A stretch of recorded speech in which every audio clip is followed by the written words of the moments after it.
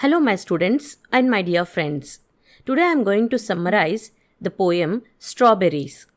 The poem Strawberries tells us the strawberries which are grown in gardens under our loving care is not as sweet as the strawberries that grows in the woods without anyone to look after it.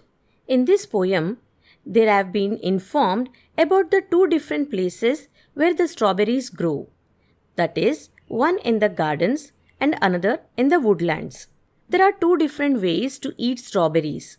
One is to eat it directly, the second to eat it with sugar or spice or cream. In the poem, the poet says that the wise men know that the strawberries from the woodlands are sweeter.